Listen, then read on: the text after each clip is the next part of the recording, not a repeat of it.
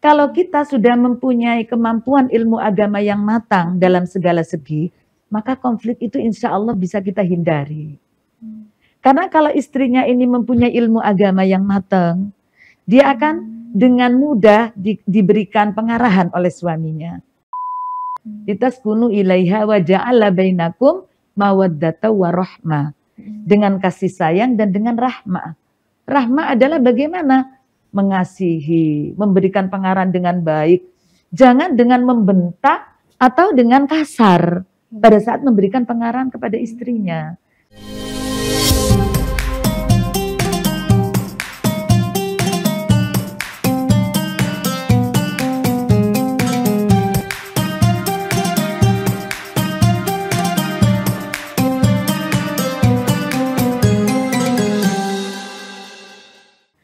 Assalamualaikum warahmatullahi wabarakatuh. Tribuners, podcast Ramadan dan Wanita kembali menyapa Anda.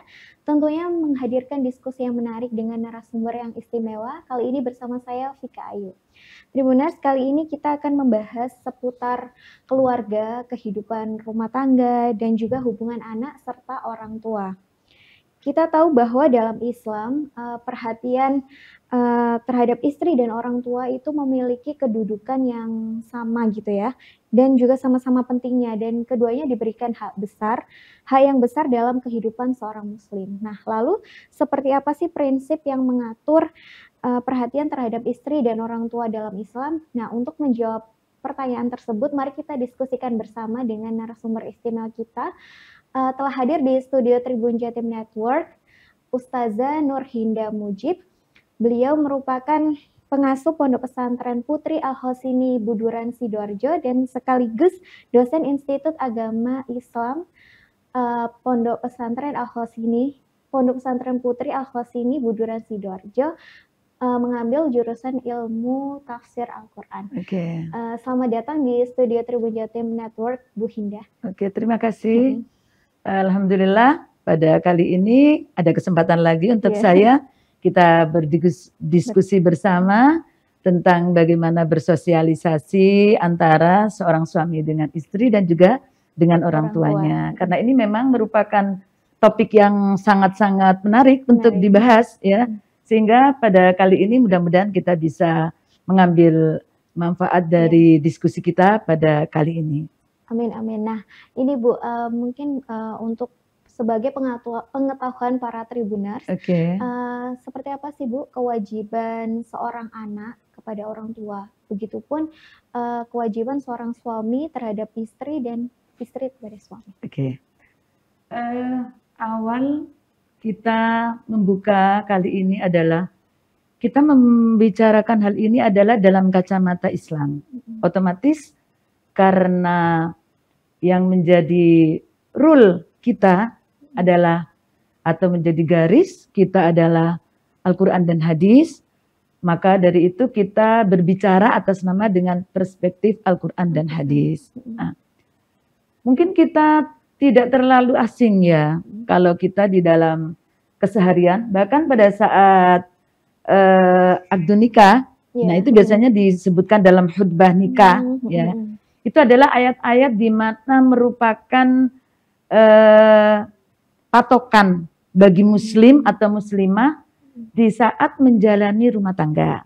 Nah, kalau misalnya kita lihat di dalam surat Ar-Rum dikatakan, difirmankan oleh Allah Subhanahu wa taala, wa min ayatihi an khalaqalakum min anfusikum azwaja litaskunu ilaiha wa ja'ala bainakum mawaddata wa rahmah. Nah, kenapa kita dalam rumah tangga dengan istri, suami dengan istri, ini membicarakan tentang istri ya. Seorang suami kalau sudah masuk dalam, seorang laki-laki masuk sebagai suami, maka di situ adalah berkewajiban menjadikan istri tentram. Nah, litaskunu ilaiha wa ja'ala bainakum mawaddah. Dan di antara duanya harus tercipta saling kasih sayang. Nah, lah kalau nanti yang dibicarakan kita ada konflik antara seorang anak dengan ibunya atau dengan istrinya, maka ini tidak bisa menjadi sakinah. Litaskunu ilaiha, tidak bisa memberikan rasa tentram. Rasa dalam bahasa Jawanya anteng, tentrem, kan begitu. Nah ini diantaranya. Di sisi lain, kalau misalnya itu sebagai orang tua, kita juga ada ayat yang lain yang menyebutkan wala taqul lahuma uff. Mengatakan uff saja itu merupakan dosa besar. Bagaimana kalau kita sampai menyakiti terhadap hati orang tua kita? Maka dua-duanya ini harus imbang. Bagaimana menyikapi kepada istri, bagaimana menyikapi kepada orang tua. Dua-duanya harus kita sadari. Dua-duanya adalah kewajiban kita. Baik itu sebagai suami atau sebagai istri. Oleh sebab itu kita wanita. Kita menyadari. Kita juga punya orang tua. Nah itu tolak ukurnya. Begitu ya yang akan kita bahas setidaknya ini ya sebagai obrolan awal itu di sana yang menjadikan pemicu dari apa yang terjadi di dalam sebuah konflik di dalam rumah tangga antara bagaimana kepada orang tua, kemudian bagaimana kepada istri, begitu. Nah lalu ini bagaimana Ustazah supaya sebagai suami itu bisa kayak menyeimbangkan perhatiannya gitu loh. Jadi kayak sama-sama merasa adil semua ya kan, baik kepada orang tua maupun kepada istri gitu. Atau mungkin secara pembagian waktu atau seperti apa Ustaz? Kita lihat bagaimana pada saat persiapan pernikahan. Itu dari awal persiapan pernikahan. Pertama adalah yang dipersiapkan adalah mental si suami ini. Kita setelah menikah tidak hanya menikah dengan istri saja atau dengan suami saja. Kita menikah dengan orang tuanya, kita menikah dengan keluarganya, kita menikah dengan saudaranya. Dalam artian seluruhnya aja menjadi sebuah keluarga yang harus kita pikirkan. Tidak ada egois di dalam diri kita. Terus saya pokoknya dengan istrinya saja, ibunya bukan urusan saya, bukan atau saya hanya dengan dia saja, mau saudaranya bagaimana, yang penting saya enak dan sebagainya. Nah itu tidak, karena secara psikis seorang laki-laki yang mau menikah itu sangat-sangat oleh Rasulullah SAW dianjurkan atau diharuskan melatih dirinya bagaimana dia bisa menjadi sosok pemimpin. Karena di dalam Al-Quran juga disebutkan ar-rijalu qawwamuna 'alan nisa. Menjadi pemimpin bagi istrinya. Kalau suami tidak bisa memimpin dengan bagaimana akhlaknya, bagaimana agamanya, bagaimana dia bersikap, maka itu tidak akan bisa menjadi seorang pemimpin bagi istrinya. Nah, itu yang menjadikan tolak ukur seorang laki-laki atau seorang suami ini agar dia bisa membawa diri di dalam kehidupan rumah tangga dan juga sebagai suami dan juga sebagai anak dari ibunya. Nah, itu yang harus dimengerti ya. Okay. Nah, ini Ustazah biasanya kan ada kasusnya tuh kan yang misal belum memiliki rumah sendiri misalnya, Ustazah kan akhirnya tinggalnya mungkin bisa bersama mertua. Nah, itu kan kerap kali konflik bisa terjadi kan ya, karena entah ya komunikasi yang kurang baik atau sebagainya. Nah, itu atau kayak ya itu tadi gagal memberikan perhatian yang sama. Nah, itu bagaimana Ustazah untuk kasus tersebut? Saya karena melihat dari kacamata Islam, yang paling saya tekankan adalah di mana persiapan Islam itu adalah kemampuan ilmu agamanya. Kalau kita sudah mempunyai kemampuan ilmu agama yang matang dalam segala segi, maka konflik itu insya Allah bisa kita hindari. Karena kalau istrinya ini mempunyai ilmu agama yang matang, dia akan dengan mudah diberikan pengarahan oleh suaminya. Oleh sebab itu, di antara persiapan seorang yang akan menikah adalah dia harus mempunyai ilmu yang cukup. Bahkan seorang suami itu pada saat memberikan pengarahan kepada istrinya, karena di dalam Al-Quran juga disebutkan, istri ini adalah tulang rusuk. Kan begitu ya. Sementara tulang rusuk itu kan memang bengkok. Kalau dia memberikan pengarahan itu dengan keras begitu saja, maka akan putus. Oleh sebab itu harus memberikannya dengan lemah lembut.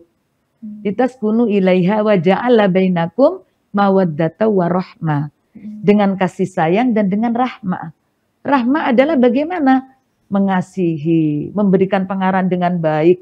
Jangan dengan membentak atau dengan kasar pada saat memberikan pengarahan kepada istrinya. Maka mungkin terjadi istrinya akan nusus, lari dari rumah. Atau kalau dalam bahasa Jawa pore. Nah, ini ya. Pore keluar dari rumah, maka dia tidak pamitan dan keluar dari rumah. Dan istri harus mengerti. Di dalam ajaran Islam, seorang istri yang keluar dari rumah, namanya nusus, maka dia baunya surga saja tidak bisa. Nah, dengan begitu dia kan takut akan keluar dari rumah dengan tanpa izin kepada siapa yang ada di dalam rumah. Mungkin suaminya kerja di luar kota dan sebagainya. Maka tentunya dia juga pamit kepada mertuanya yang ada di sana atau kepada siapa yang ada di dalam rumah itu. Sehingga tidak terjadi hal yang tidak diinginkan tadi, keluar dari rumah tanpa sepengetahuan keluarga. Kan fenomena sekarang sangat marak ya. Jadi tiba-tiba hilang, kemudian tidak ditemukan, akhirnya terjadi hal-hal yang tidak diinginkan.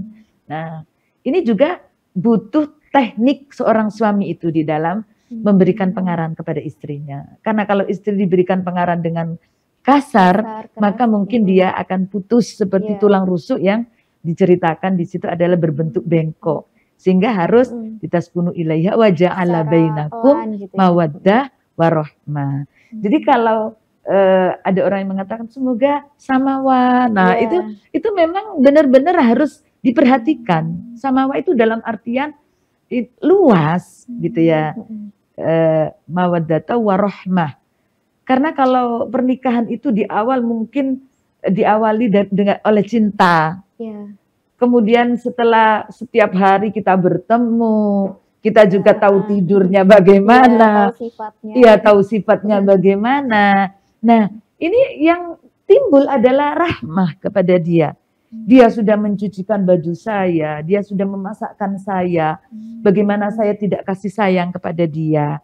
Nah, timbulnya rahmah tadi, mawaddata warahmah itu adalah bagaimana sikap istri juga kepada suami. Atau sikap suami kepada istri akan timbul dari keseharian kita. Bagaimana kita menyikapi kehidupan di dalam rumah tangga tersebut. Nah, berarti memang yang kunci utamanya tadi itu ada ilmu agama ya. Ilmu agama.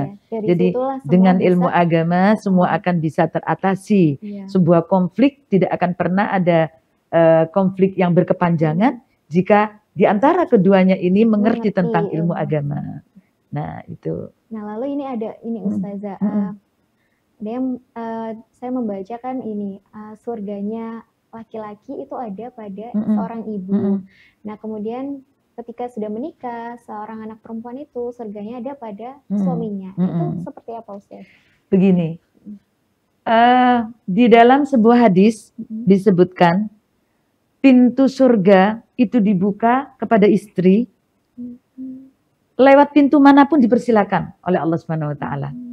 Asalkan yang pertama, istri ini menjalankan sholatnya secara istiqomah. Kemudian menjalankan puasa Ramadan. Dia jalankan dengan istiqomah juga. Kemudian menjaga farjinya. Kemudian berikutnya adalah menjaga harga diri suaminya. Nah, maka oleh Allah dipersilakan udkhulil jannah.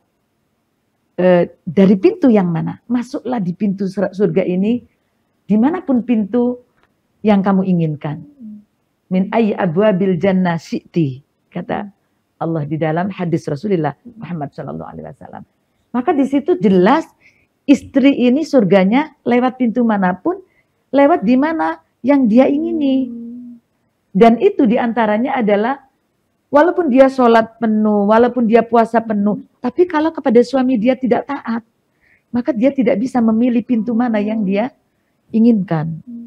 Nah, oleh sebab itu dari sini ada kesimpulan bahwasanya surga seorang istri adalah terletak pada suaminya. Nah, itu kesimpulan dari hadis tersebut. Tapi kalau memang dia hanya taat, kemudian suaminya mengajarkan tidak taat kepada Allah, meninggalkan sholat, ya tidak bisa masuk surga. Karena di awal hadis tadi sudah disebutkan. Yang pertama adalah sholat 5 waktu, kemudian puasa di bulan Ramadan, menjaga farjinya, dan mentaati suaminya. Maka dipersilakan oleh Allah masuk ke dalam pintu surga lewat pintu manapun. Nah, kalau suaminya mengajarkan, aku cinta kamu kalau kamu buka aurat, nah beda lagi. Itu dia tidak harus taat kepada suaminya. Karena tidak mengajarkan tentang kebaikan. Bukan taat pada hal kejelekan, tetapi taat terhadap kebaikan. Kembali lagi pada topik awal. Bagaimana konflik seorang suami bisa setara antara dia dengan istrinya, ada di tengah-tengah antara ia dengan istrinya dan antara dia dengan ibunya. Karena dua-duanya tadi sudah saya sebutkan di dalam awal tadi di dalam Al-Qur'an. Ya. Mengatakan wala taqul lahuma saja itu sudah tidak boleh seorang anak mengatakan itu kepada ibunya. Bagaimana dia membentak? Maka kita harus bersikap kepada istri juga adalah kewajiban kita seorang suami. Kalau dia sudah mengijab qabul terhadap istri, maka dia wajib bertanggung jawab terhadap dia. Maka ini adalah dua-duanya adalah menjadi kewajibannya dia, baik itu kepada istrinya ataupun kepada orang tuanya. Oleh sebab itu, seorang suami memang harus benar-benar pandai di dalam menyikapi hal ini. Nah, itu yang harus diperhatikan pada seorang laki-laki. Nah, ini Ustazah, kemudian misal dalam hal keuangan Ustazah kan ada nih kayak apa? Kita sebagai anak itu kan juga ada yang memberikan kepada orang tua ya. Nah, kemudian ketika sudah menikah, misalnya suami kan wajib memberikan nafkah kepada istrinya. Nah, tapi di satu sisi dia juga memberikan kepada orang tuanya. Nah, itu seperti apa sebaiknya supaya untuk aman damai gitu. Iya. Makanya saya katakan tadi, kita harus memilih istri itu di dalam paling utama adalah di agamanya. Kecantikan itu bisa pudar. Dengan bertambahnya usia, dia akan pudar. Kemudian pangkat juga akan ada masanya, ada turun.